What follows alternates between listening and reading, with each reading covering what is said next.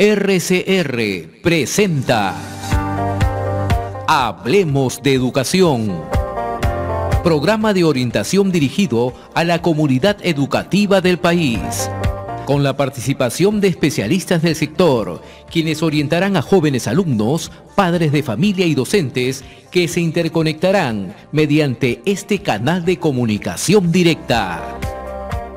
En los próximos minutos, hablemos de educación.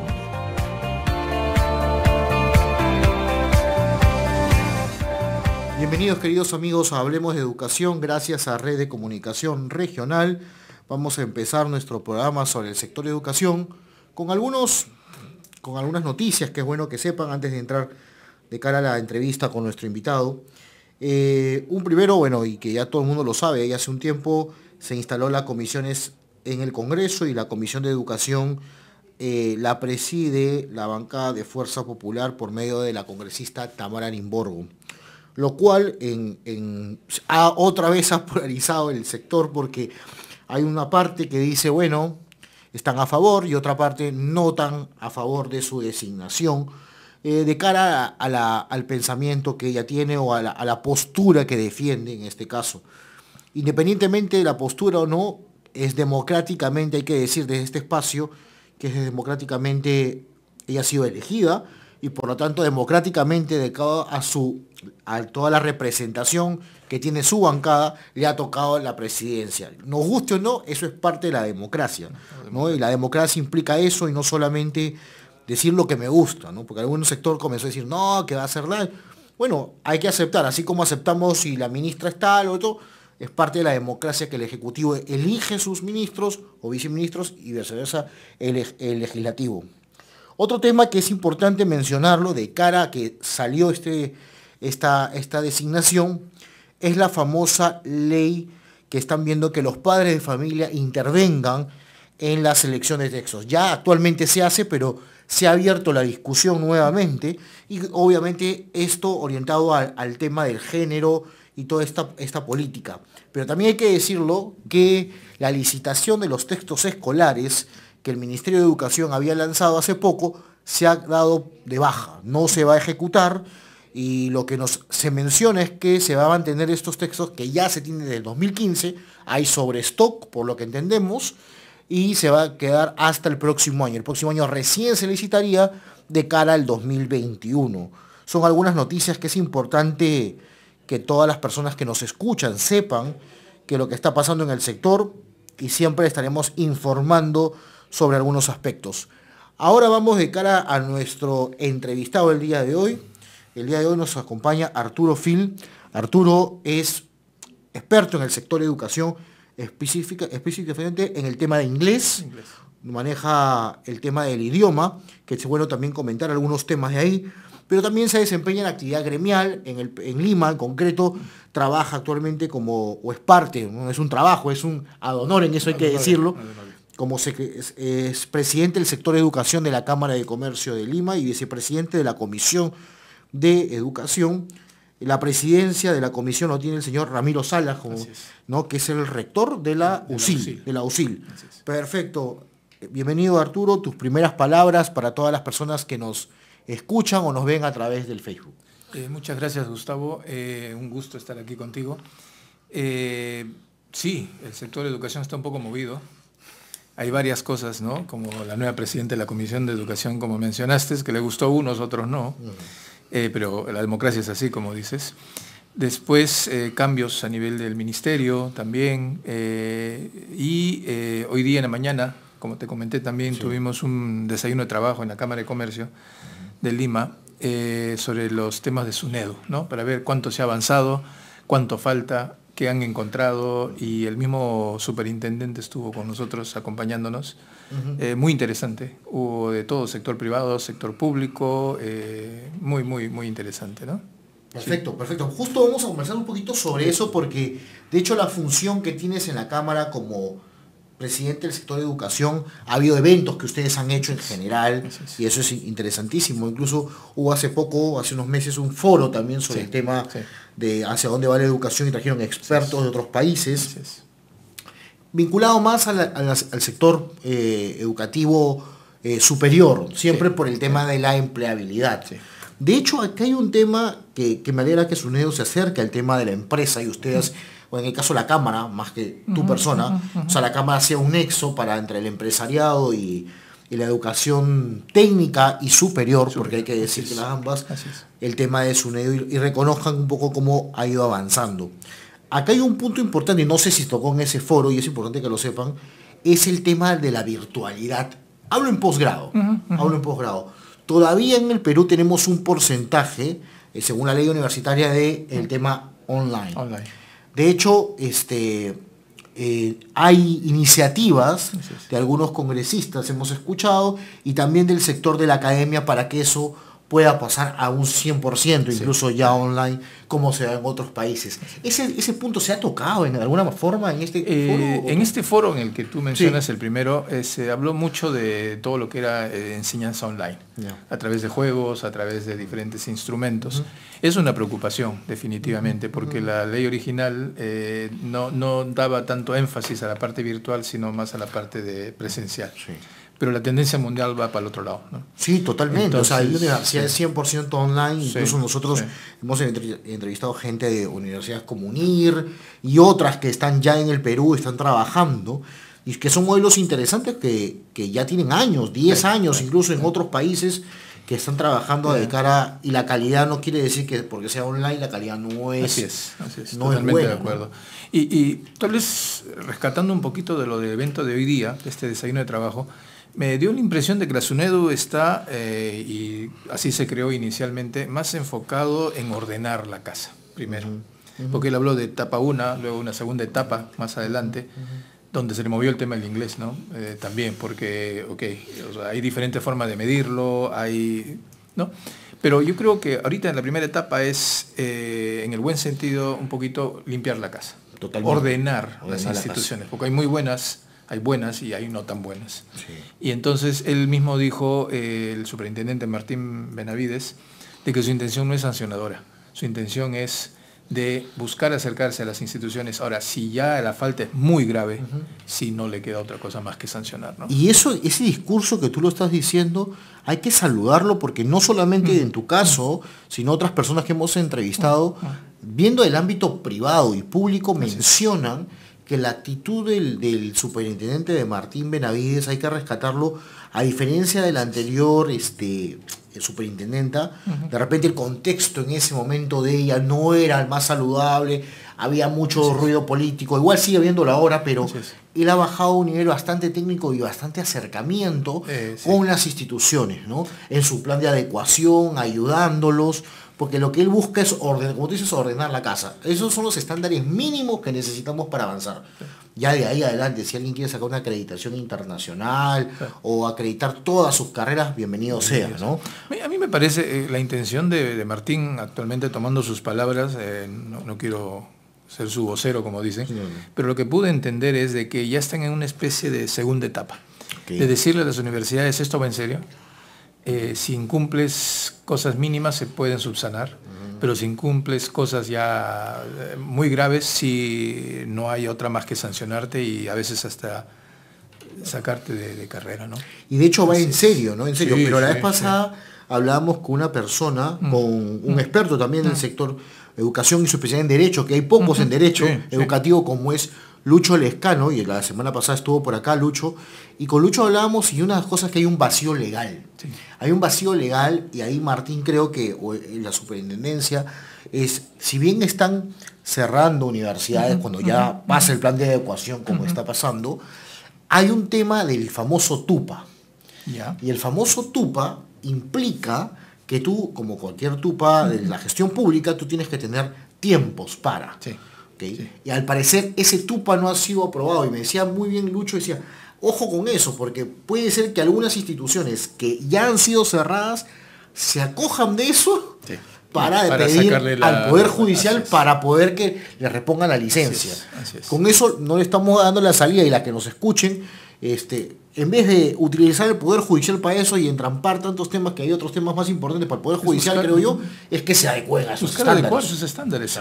Y él también mencionó de que se ha cerrado más de 100 filiales. Sí. Hay universidades que han decidido por su propia iniciativa cerrarlas. Porque se dieron cuenta que no dan. Hay una universidad como la César Vallejo que ya se licenció. Una que debe estar en este proceso, que es a las peruanas, que son una de las universidades más y que numerosas. Tienen un montón de locales. Sí, numerosas. Las salas peruanas creo que aproximadamente tienen, la vez pasada hablando con una persona que está trabajando ahí, me dijo 70.000, 73.000 estudiantes. O sea, es una de las más grandes. Es una de las más grandes. Emilio Bandizán también creo que acaban de licenciarla. Y estaba contento porque veía que se estaban adecuando voluntariamente y que el plazo es hasta diciembre. Y hablaron sobre los famosos institutos, porque ahora viene todo, ahora los institutos, y hay que decirlo, los institutos privados, tecnológicos privados, son los primeros que han pasado el proceso están pasando el proceso de licenciamiento, todavía no los públicos, lo cual ahora el Ministerio de la DIGESUTAP, la dirección de que ve Educación Superior en el Ministerio, ha comenzado a sacar una serie de consultorías, de investigaciones, y saludamos para ello que están haciendo un convenio, han hecho un convenio con la UNESCO Perú, a través de esa plataforma están sacando consultorías, pero todavía de eso se tocó un poquito en esto. Martín mencionó algo. No, lo único que se mencionó fue la necesidad de tratar de empezar a aplicar poco a poco un sistema dual al interior de la educación peruana, en el cual el empresariado tiene que comprometerse como es en Alemania. Sí, claro. Si no, no va a funcionar. Y no es que sean prácticas profesionales, sino es que ir involucrando al alumno desde el principio de su carrera en lo que es el quehacer empresarial, ¿no? Esa era la idea, o sea, no hacerlo sentir como que estas son tus prácticas, no, esto es parte de tu entrenamiento, eso se mencionó. Otra cosa que se mencionó fue también el hecho de que está empezando a haber un pequeño cambio en la aceptación por los institutos, más que por las universidades ya, también en cuestión de sueldos, se está pagando un poco mejor. Se comentó el caso de Senati, tuvimos un representante ahí de la Sociedad Nacional de Industrias, y saludamos eso, ¿no? Porque se está empezando a escuchar un poco al empresariado, también la academia está empezando a entender qué necesidades tiene. Que tenemos que juntarnos, y el sector público como el privado también comienza a conversar, ¿no? Es interesante importante lo que tú dices, que desde SACE y tu experiencia, tú como miembro de la Cámara y también como temas de educación, el tema de inglés, por ejemplo, tú tienes la suerte de haber enseñado en mineras y todo, y ahí en el segundo bloque hablaremos un poco más sobre ese tema, pero es importante lo que acabas de decir, ¿no? No puede concebirse la educación técnica si no es dual como se da en otros países. En Colombia, por ejemplo, hay experiencia dual. Pero tampoco la educación superior, por ejemplo, en las carreras de educación, ¿no? Se me ocurre ahora una investigación o un escrito, una investigación que hizo Hugo Díaz, que es consejero nacional, y él hablaba mucho de la experiencia que tenía el pedagógico de Monterrico en Lima, dado que tiene un colegio de aplicación desde el SACE, ¿no? Y él invitaba a que haya más institutos o más universidades que tengan colegios de aplicación, que haría muy bien. Lo mismo pasaría con el tema de salud. Fíjate, hoy día, bueno, tenía unas reuniones sobre el tema de educación, pero en el tema de salud, y explicaba la experiencia en otros países, en el Asia, en concreto en el Japón, o en Corea del Sur, en fin. Todas las universidades tienen al costado hospitales que dan servicio, son complejos habitacionales, incluso complejos hasta habitacionales. O sea, no solamente las aulas prácticas, hay complejos habitacionales, departamentos por especialidades, todo eso desde la universidad, ¿no? Y haces un favor a la sociedad, como en el caso tenemos aquí en Lima, por ejemplo, el caso de la Cayetano, ¿no? La Cayetano tiene un hospital privado, clínica privada, si quieren verlo, con un cómodo costo, y la gente de la zona se beneficia con ello. Esa experiencia, por ejemplo, nos falta mucho, ¿no? Y ahí, desde acá, creo, no sé qué opinas tú, como también parte del empresariado, invitar a que más que los alcaldes y los gobernadores, las universidades públicas que tienen terrenos, tienen espacios, y la ley lo permite, hacer un APP, una alianza público-privada, buscar un financiamiento de una institución fuera. Hay cooperación internacional, hay embajadas, hay la JICA, en el caso del japonés lo digo por la cercanía que tengo a la comunidad Nikkei, por ser descendiente, pero hay la COICA de los coreanos, y en fin, otras cooperaciones que podrían poner una inversión a 30 años y construir estos centros. O sea, la verdad, y a veces tienen el terreno muerto, que es un terral, y en vez de ponen el terreno ustedes y después de 30 años se quedan con todo, o sea, y el beneficio que pueden hacer sin necesidad de buscar al gobernador o al alcalde, ¿no? A veces desconocemos completamente eso. O sea, la infraestructura está. Totalmente. Lo que pasa tal vez, y lo que se ha comentado muchas veces, es el equipamiento, que muchas veces ya se quedó en el tiempo. Totalmente. Por cuestiones ¿no? financieras, ¿no? Por cuestiones de inversión, ¿no? De nueva inversión. Entonces, ahí podría ayudar el sector Por eso, privado. con APPs Sí, y eso no significa privatizar la educación, no. sino simplemente es un convenio. Es un convenio a 30 años porque Así alguien que invierte siempre va a querer el retorno, pero el beneficio va a quedar para el Estado y los beneficios son para todos. Y para los alumnos. O sea, eso es... Sí. O sea, No, ahí no hay peaje, ahí no hay odre, o sea, si quiere la gente... O sea, hay un tema concreto que va a ser beneficioso. Los alumnos, la ciudadanía y la universidad se convierte en un centro de innovación. En el fondo, y tranquilamente se puede hacer eso. O sea, yo he venido toda mi vida dedicado a la enseñanza del idioma inglés desde los 17 años y es posible ayudar, es posible hacer capacitaciones, es posible muchas cosas. El problema es que a veces hay mucha traba. Sí. Y a veces el sector privado con la mejor intención se acerca al sector público, el sector público también a veces se acerca con la mejor intención a nosotros, pero hay cierta desconfianza, ¿no? Por ejemplo, yo ahí tengo una idea, a ver, ¿tú qué dices? Sí. Doy el centro para el gol, yo digo. ¿No tenemos los colegios de alto rendimiento? Sí. Tenemos infraestructura de punta ahí. Sí. De acá le llamo a mi amigo, lo llamaré después al director de los COAR, que ve desarrollos educativos especiales en el ministerio. La infraestructura en las tardes, en las noches, no puede servir para estos chicos, para el tema de inglés y beneficiar a las comunidades con una alianza público-privada con un instituto. Sí. Tranquilamente. Señores, y estamos operativizando lo que ya tenemos instalado. Así es. Tan sencillo como eso. Yo varias veces me he acercado al ministerio porque siempre me dicen, sí, pero no todo el mundo tiene para estudiar en un instituto, sí, claro. No sé si se pueden mencionar, sí. en un británico, porque cuestan... O idiomas, sí. Pero también hay la posibilidad de crear, como hay en otros países, lo que es un centro nacional de idiomas, que pueda beneficiar a muchos chicos, y te aseguro que hay mucha colaboración extranjera que podría colaborar ahí, tanto americana, británica, canadiense, australiana, que están ávidos por apoyar. El problema es que el Estado tiene tanta regulación que se le complica. Entonces siempre es, ¿por qué se me acerca? ¿Qué necesita de mí? Entonces es esa desconfianza es la que tenemos que romper. Totalmente. Y los panamericanos son el mejor ejemplo, lo dijo Neuhaus el otro día. Si no hubiera sido porque fue un gobierno, un acuerdo de gobierno entre el gobierno británico y el peruano, no hubiera podido sacarse adelante estos juegos, como se han sacado. Está clarísimo, ¿no? La fórmula está clara. Hay que encontrar una forma. Totalmente. Vamos a entrar lleno a este tema de inglés, que es tu experticia. El tema de los institutos me parece bien interesante. Es una idea que ahorita vamos a hablar lo voy a llamar en un rato al director de Servicios Educativos Especiales del Minedu, que tiene la capacidad de gestión, desde acá lo saludo, y seguramente lo hará de la mejor manera porque están trabajando en todo este tema y creo que ahí es un punto importante de cara a la política de la enseñanza del inglés, y no solamente del inglés, sino de otras materias, y a favorecer el terreno o el espacio ya hecho, ¿no? Eso es importante. Vamos a una pausa entonces y vamos a regresar al tema con el tema fundamental que es tu tema, el tema del inglés y el tema de la implementación también de este idioma, pero no solamente en colegios, quiero que pienses a nivel laboral y ejecutivo y a la microempresa, qué beneficios, qué soluciones les puedes dar desde tu experiencia y también desde tu consultora, Arturo. Hablemos de educación.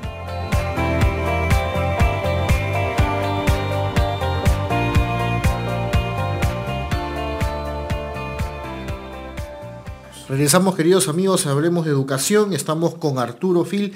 Arturo, hablábamos sobre el tema de la enseñanza del inglés o de otras posibilidades que se pueden hacer en los colegios. En los colegios, en las instituciones públicas, pero también te preguntaba, ¿qué recomendación das de aquí al pequeño empresario, al microempresario que nos escuchan en las regiones? Y uno dice, bueno, un microempresario, no puedes la capacidad de exportación, no puedo porque no hablo inglés, o tengo que utilizar Google, ¿no? El traductor de Google, no lo sé. ¿Qué opciones o qué medidas puedes tomar, dado que tú has enseñado hasta zonas mineras y no solamente zonas mineras quiere decir que has enseñado al gran gerente, ¿no? Así es. Entonces, que nos escuchen y de repente puedan tener alguna alternativa que tú les puedas brindar, ¿no? Como yo siempre digo, ¿no? Todo el mundo puede aprender inglés y a cualquier edad. Ahora, como otros especialistas también en el área siempre han dicho, si lo comienzas a hacer desde una edad muy temprana, muchísimo mejor. Se aprende muchísimo más. Sí, sí, sí. Ahora, a una edad ya en la cual uno ya está laborando y todo, no es que no se aprenda, sí se aprende. El problema es que es más difícil por la cantidad de compromisos, trabajo, deudas y cosas que hay que estar más preocupado, ¿no? En la empresa misma. Ahora, consejo es, si uno tiene hijos pequeños, es desde muy temprana edad ponerlos a estudiar, porque más adelante se hace un poco más difícil. No imposible, pero se hace más difícil. Ahora, otra cosa, el empresario siempre todo lo tratamos, porque yo soy empresario igual, lo queremos medir por resultados. Desafortunadamente, aprender un idioma solamente para llegar a un nivel preintermedio te requiere un mínimo de 600 horas. Ahora, las empresas te contratan, tanto mineras como de muchos sectores retail, de todos, y quieren que en 3-4 meses ya estén hablando a su gente. Y a veces es casi imposible porque me dicen 2 veces por semana, hora y media, en 3 horas a la semana. Si multiplicas eso por 4 son 12 horas al mes, y a veces faltan por cuestiones laborales, vacaciones, proyectos, que es loable, primero es el trabajo. Se hace casi una misión imposible. Entonces, si van realmente a necesitar meterse, es realmente comprometerse. Es un compromiso. Y 2, si necesitas gente para inglés y todo, a veces es mejor contratar a alguien que ya lo domine un poco, que pensar en capacitar desde la base. Porque cuando yo siempre he dicho, si no sabes nada, mejor anda a un himno o a un británico, donde te vas a tener que estudiar los 5 días de la semana o un Euroidiomas, y ahí es donde realmente vas a aprender. Estas clases así de 2 veces por semana, 1 vez por semana, es un mantenimiento, lo llamamos. Es un mantenimiento o mejorar tu nivel ya medio. O polish, alto, ¿no? Que llamamos que es pulir lo que ya tienes. Claro. Pero comenzar desde cero a ese ritmo, salvo que sea imposible ir a una academia, es bastante difícil. Bastante difícil. Pero no imposible, como digo, porque todo el mundo aprende. Sí, entonces, o sea, claro, ahora la pregunta que yo hago es, ¿las micro pequeñas empresas tienen acceso, por ejemplo, a cursos online ahora que hay? Claro. Y son gratuitos, en muchos casos incluso, o de institutos, como has mencionado, otros que pueda haber, y puedan ofrecer estos cursos también para que la gente comience a aprender el tema del idioma. Tampoco queremos ir un inglés más técnico, si quieres ver si en temas, si hay empresas que se dedican a la agricultura, a la exportación, o en fin, a la pesca y todo, porque a veces, incluso en el tema educativo, o sea, y los intercambios que se hacen en otros países, a veces no necesariamente tienen que hablar el idioma de esa ciudad, ¿no? De ese país, sino bien el tema del inglés. Entonces yo creo que ahí también hay alternativas que ellos puedan tener. No, y hay algo que es muy interesante. Yo siempre que he tenido alumnos, por ejemplo, ingenieros en mineras y todo, ellos son los expertos en la terminología.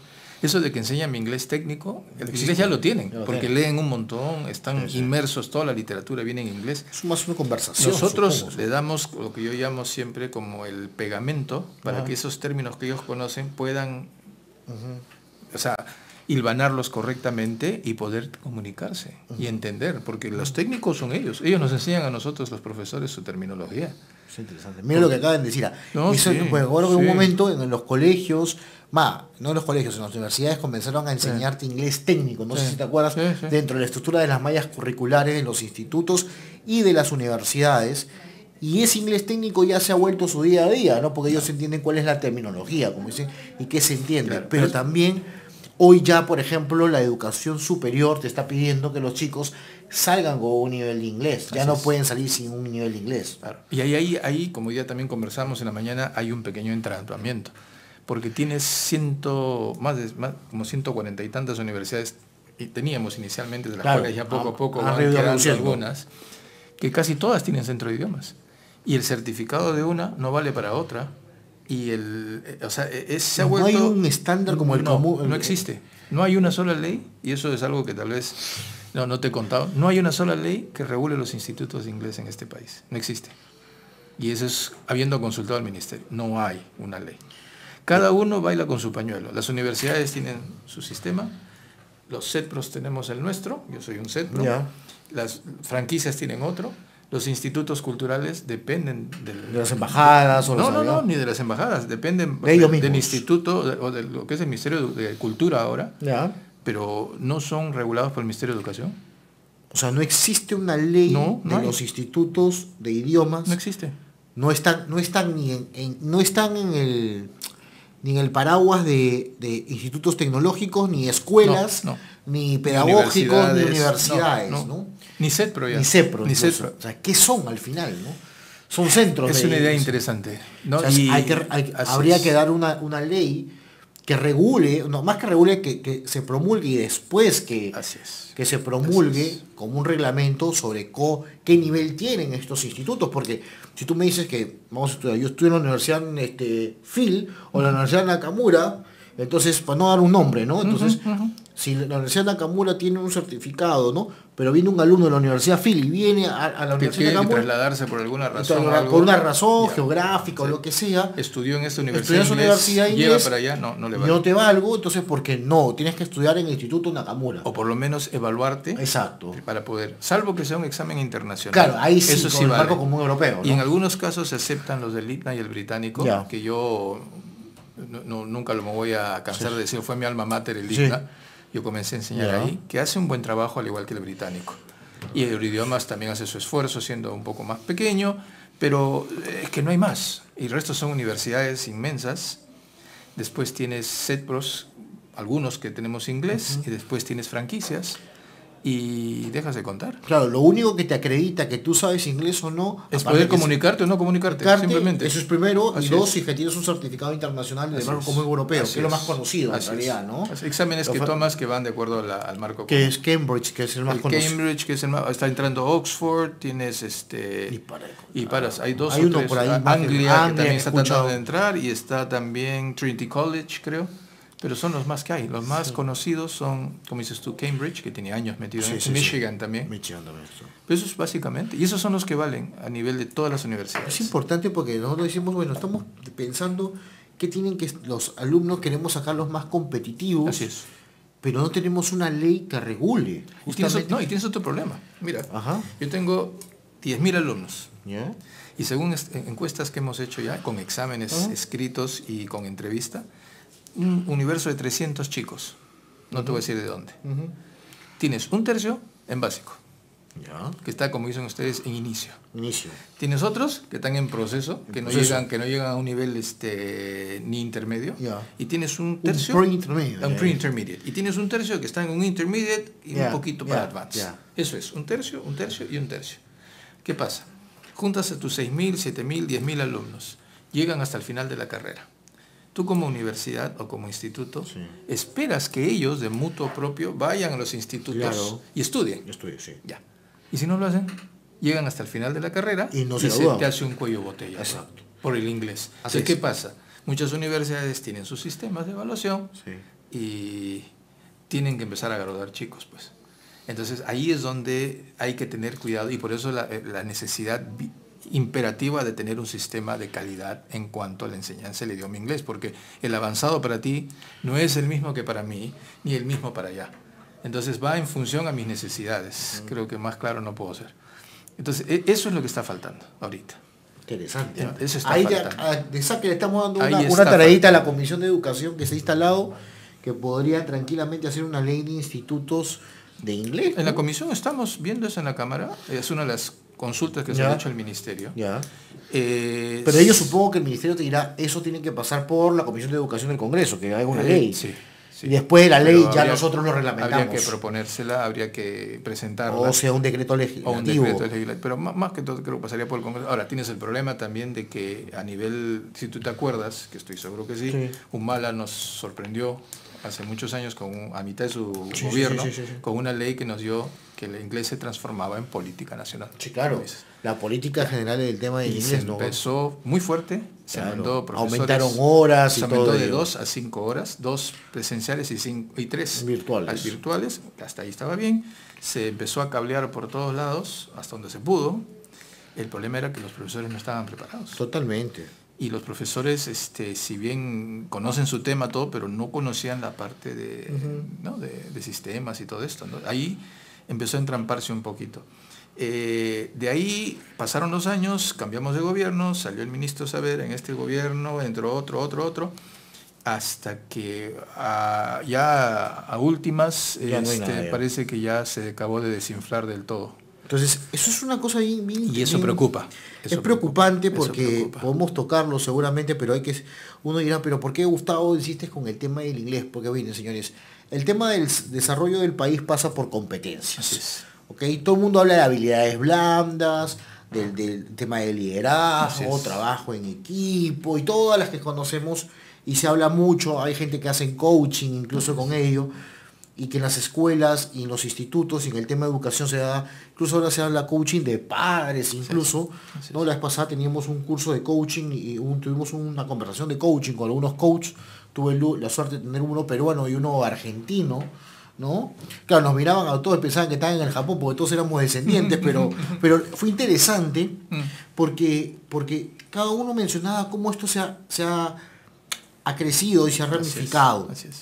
Pero una de las competencias es la competencia de hablar, del diálogo, o la competencia de que, por decirlo así, que se dejen entender. Así es. Si tú vas a un país y no hablan español, complicado, pues, ¿no? Te voy a dar un ejemplo chiquitito, ¿no? Para no quitarte mucho tiempo.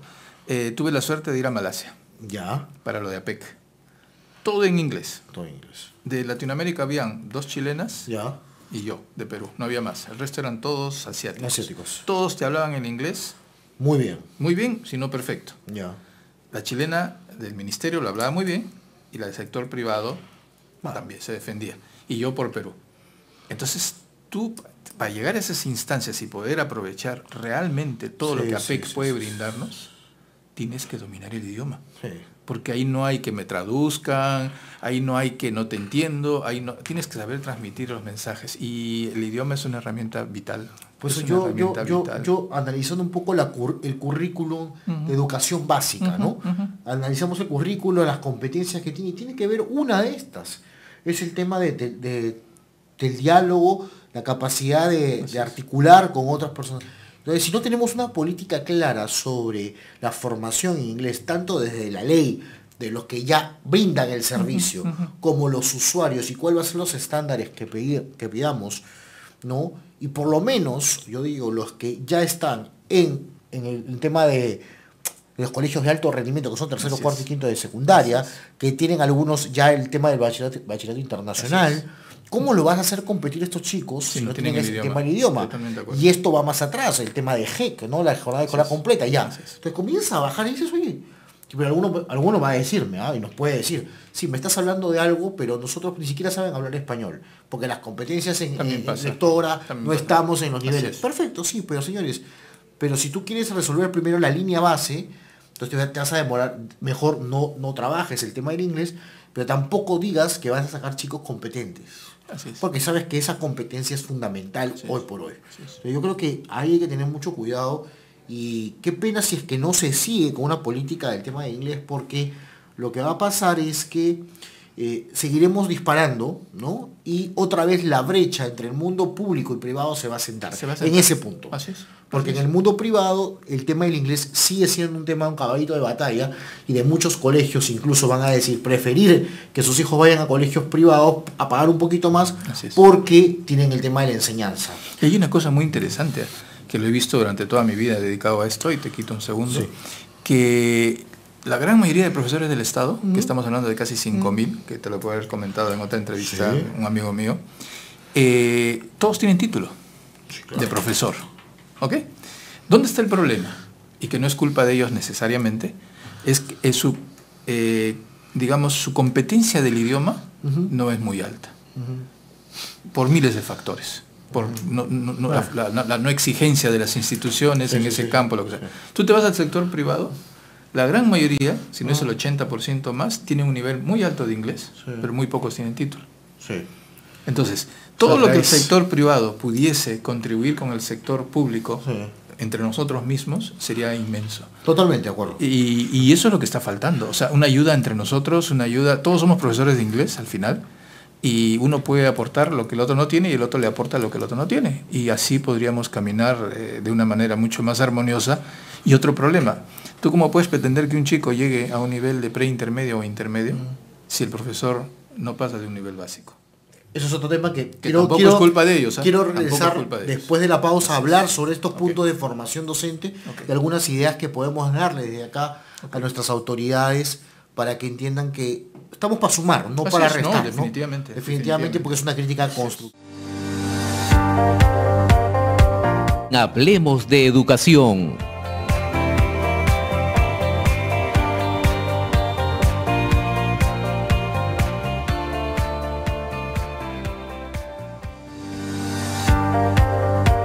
Sigamos escuchando Hablemos de educación con el licenciado Gustavo Nakamura. Regresamos, queridos amigos, a Hablemos de Educación. Estábamos hablando con Arturo varias cositas sobre el tema del inglés, de la formación docente, y tocabas un punto muy estratégico sobre el tema de la formación, porque actualmente el Ministerio de Educación, la Dirección de Desarrollo Docente, o todos los que ven todos los temas, las políticas de formación docente, tanto en formación en servicio como formación inicial, están en su proceso de capacitación, diseñando mallas curriculares, como siempre yo digo, ya esto viene desde hace 2015, creo, si no es más tarde, más antes incluso, y perfecto, hasta ahí todo bien. La pregunta que me hago y nos hacemos es, a ver, hemos implementado una política de formación de inglés para los alumnos. Sí. ¿Qué estamos haciendo para los docentes? En este momento, la DIGESUTAP, supongo, junto con la DIFOIT, que es la Dirección de Formación Inicial Docente, y la DIGESUTAP, que es Educación Superior, digo, esas son las jergas pedagógicas del Ministerio, se relacionarán para el trabajo de la formación inicial docente. ¿Qué estándares mínimos estamos poniendo para que los profesores que en este momento están siendo formados, tanto en universidades como en institutos, tengan un nivel de inglés si queremos que los chicos mejoren inglés? Porque si no, siempre voy a gastar en servicio. Ya estás formado, te capacito y te sigo capacitando. Y cada vez que vayan saliendo, eternamente seguiré capacitando porque, bueno, nunca voy a hacer otro cambio. No sé. Por ejemplo, no te digo poca porque tengo muchos años metido en esto, pero lo que hemos podido apreciar es los profesores que se dedican a inglés, de pedagógicos y todo, salen bastante bien capacitados en la parte pedagógica, en la parte de enseñanza, o sea, te lo manejan muy bien. El problema es el manejo del idioma inglés. ¿Por qué? Porque estos chicos que empiezan la carrera en un pedagógico, en una universidad y se quieren dedicar a la enseñanza del idioma inglés, ya deberían de traer previamente el conocimiento, por lo menos, de un básico completo más. Mínimo. Pero ¿qué sucede? Muchos entran casi en cero y quieren a lo largo de sus 3 años, o 4 años, o 5 años aprender. Pero la currícula no te da, pues. O sea, tienes que... porque aprendes otras cosas, así es, que son vitales también para la parte, ¿no?, docente. Entonces, es muy poca la cantidad de horas a las que el alumno está expuesto. Ahora, muchos de ellos pueden, porque tienen las posibilidades de irse a un instituto y estudiar. Pero el resto no tiene eso. Entonces se queda en ese número de horas que le brinda el instituto a la universidad y sale así al mercado. Entonces, ¿qué pasa? No es empleable muchas veces, y si es empleable es erróneamente para los pequeñitos, que debería ser al revés.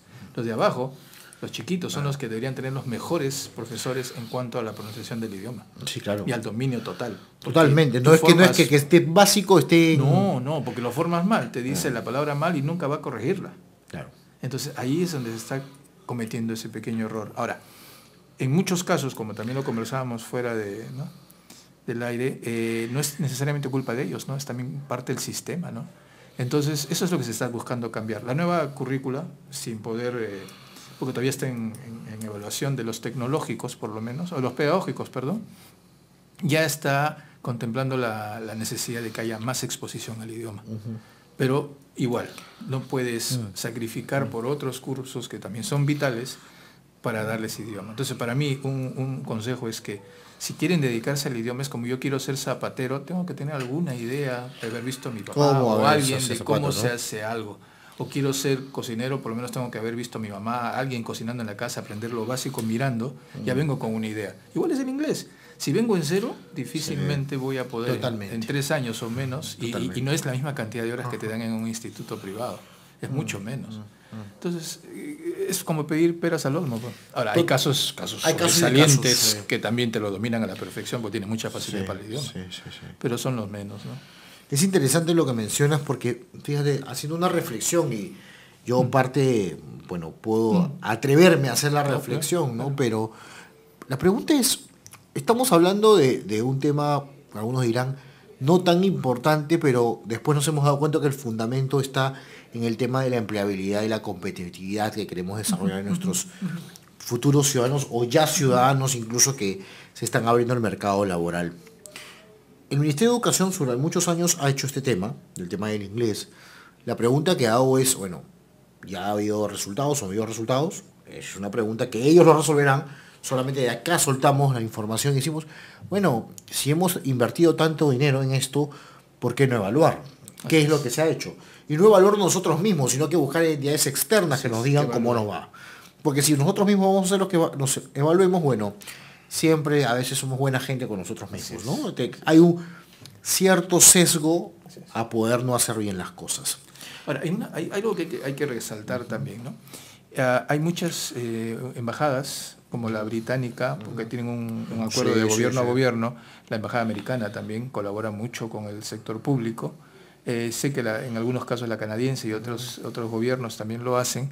Esa es una colaboración muy útil y muy necesaria, pero siempre teniendo cuidado de que las personas que se destaquen para ese propósito sean profesores de carrera.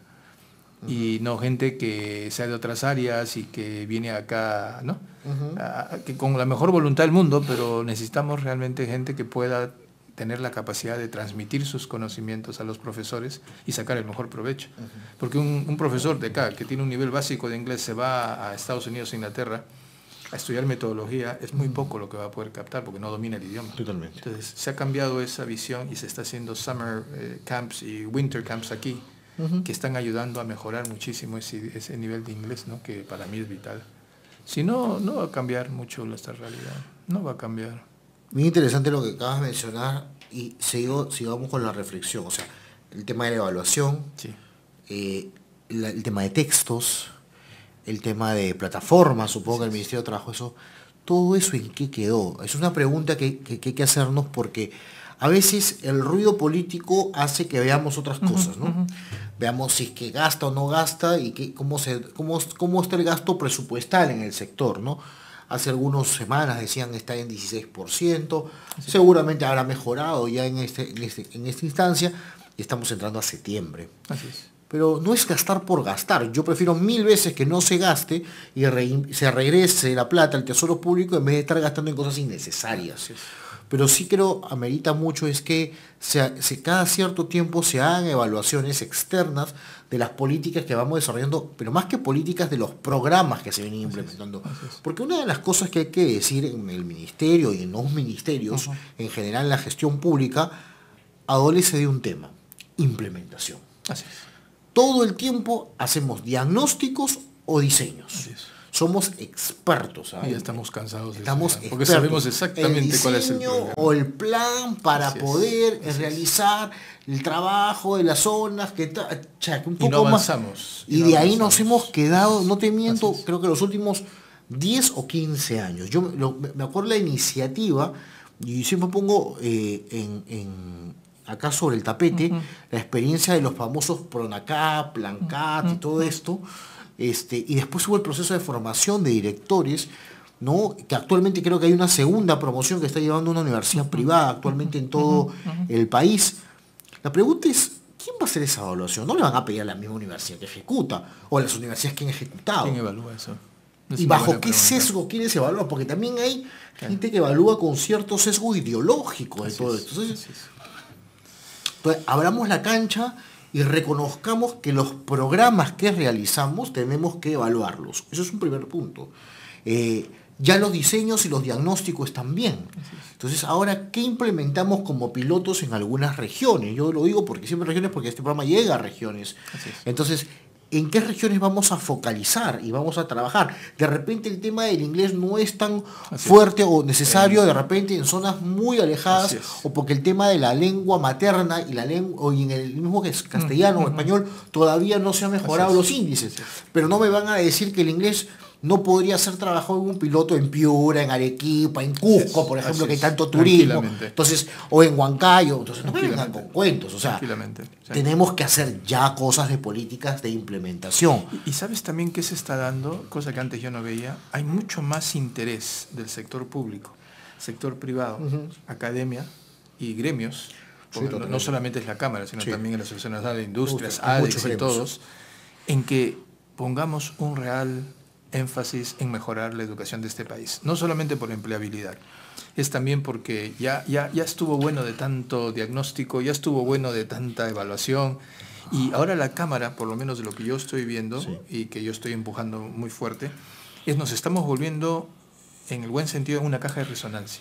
Claro. El ministerio me dice, quiero hacer público esto, ya, yo te ayudo. Armamos el evento en la Cámara y se hace público. No se público. Y igual está participando el sector público, el sector privado, los empresarios, porque ya llegó el momento de hacerlo. Y la Cámara, como yo te digo, y es un segundito nomás, a la cabeza con Yolanda Torreani, que es la nueva presidenta, y que está en su primer año, acabando segundo año, estamos muy interesados en que la educación realmente mejore, para el bien de todo el país, no solamente de los empresarios, porque no se diga, no, los empresarios quieren gente mejor calificada para... No, es en beneficio de todo el país. Totalmente. Y cuentan con nosotros, tanto sector como comisión, para poder llegar a ese cometido, ¿no? No, totalmente. El tema educativo da para que todos se sumen, ¿no? Así es. Y voy a hacer un claro ejemplo del tema educativo, ¿no? Y lo conversaba hace un tiempo con una persona. Decía, a ver, señores, las empresas privadas han invertido también en el tema educativo. Hoy un tema sensible en la población y la que nos escucha es el tema minero, ¿no? La minería, agro sí, mina no, agro, me acuerdo un enunciado que hace unos días en el Twitter hizo Marisabel León, la presidenta de Confiep, lo cual saludo, que es educadora, y dijo, agro sí, mina sí, desarrollo sí. Obvio. Todo sí, señores, en este aspecto.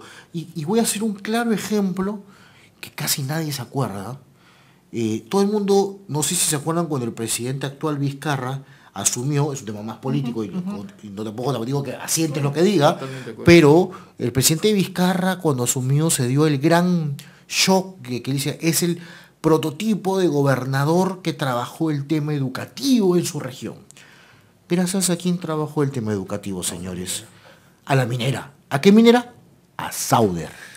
Entonces, ya pues, ahora que le quita le jala la forma, le pone la forma. Ya, eso es un tema político, señores. Pero nadie se puso a analizar que los resultados que hizo en que Moquegua mejore no fue solamente por el tesoro público, sino también fue por temas de la inversión privada, en este caso una minera. O pregúntenle a la zona minera de Arequipa, que está Cerro Verde. O pregúntenle en su momento a Cajamarca, que quiso hacer cosas, pero se paró después todo ello. Yanacocha es un claro ejemplo, con el Davis College que tuvo... Uno de los mejores colegios que ha tenido Cajamarca. El Antamina, también con un colegio de primer nivel. Así es, y Barri, en Gancas y así sucesivamente. Entonces, la pregunta no es que estemos a favor de la minería, necesariamente, pero hay que ser justos en reconocer que la alianza público-privada ha funcionado en algunas zonas. Y un caso vivo es el caso de Moquegua, donde viene el actual presidente. Entonces, no entendemos cómo es posible que actualmente sigan diciendo que la minería no. La verdad, yo creo que es un tema más ideológico, político, pero que no se dan cuenta que los beneficiados, que somos nosotros, los ciudadanos de a pie, nuestros conciudadanos que están en nuestras regiones, reciban ese beneficio. ¿Sabes qué pienso? O sea, lo poco que yo también, ni a favor ni en contra, porque también todo mundo tiene derecho a dar su opinión. Yo creo que pasa por también una falta de no hacer un seguimiento adecuado. Porque muchas veces se prometen muchas cosas y no se cumplen. De todos los sectores. No estoy hablando solamente de las mineras, yo trabajo con ellas muchos años, los conozco bien, y el Estado también no cumple a veces con lo que ofrece. El sector privado no cumple. ¿Por qué? Porque simplemente no hay un seguimiento adecuado. Y la población a veces también. Por ejemplo, yo pusiera una empresa minera, por ejemplo, en una región. Sí. Y después digo, voy a contratar al, no sé, 50, 60, 70% de su población para que trabaje conmigo. Sí. Lo primerito que yo haría, si estoy en proceso de armar recién la mina, en exploración y todo, pongo un centro educativo al costado, claro. y hago que ese centro, o si hay uno en esa zona, se dedique específicamente a prepararme la gente que yo voy a necesitar. Pero después no voy a salir, y una vez que estoy listo para trabajar, a empezar a buscarlos recién. No los voy a encontrar porque no están preparados. Así es. Entonces es una cuestión de juntarnos, de conversar cuáles son las necesidades. Y como dices tú, el idioma no es todo, Sí. pero oye, en las otras áreas Pero son también puntos que está tienes que trabajar, fallando, ¿no? Y Claro. si eso se cambia, y las minas pueden contribuir con los colegios, ayudar. Totalmente. Tienen todos los recursos. No solamente las minas, las pesqueras y todas las actividades que se pueden desarrollar y entre mismos colegios privados pueden trabajar con colegios públicos, ¿no? Como dicen, dejemos de ver demonios, ¿no? O sea, Sí, sí, dejemos, o sea, ok, en todos lados hay. Sí, claro. Pero oye, pues, hagamos un compromiso serio por el Perú y cumplámoslo. O sea, eso es lo que está faltando. Sí, sí, O sea, totalmente. simplemente y hacer las cosas transparentes. Totalmente de acuerdo con lo que Nada mencionas, más. Arturo. Eso Muchas es. gracias, al contrario, por haber venido. Gracias Vamos a ustedes. a acabar la entrevista, pero deseándote volver a detenerte en algún momento para seguir analizando algunas cosas del sector, felicitándolo también, darle nuestros saludos también a la presidenta de la Cámara y al presidente de la Comisión de Educación, en este caso, de las cosas que vienen haciendo ya en Lima, seguramente en provincias también. Esperemos que las cámaras de comercio de Perú de Cámaras, Perú Cámaras Cámaras puedan seguir haciendo cosas importantes es, para así de cara al beneficio de los ciudadanos y de las empresas en general del país. Muchas gracias. Muchas gracias a ti, Y Gustavo. queridos amigos, regresamos en la próxima edición de Hablemos de Educación. Hemos presentado Hablemos de Educación con el licenciado Gustavo Nakamura. Nos volveremos a encontrar mañana a la misma hora y por esta misma frecuencia. Hablemos de Educación.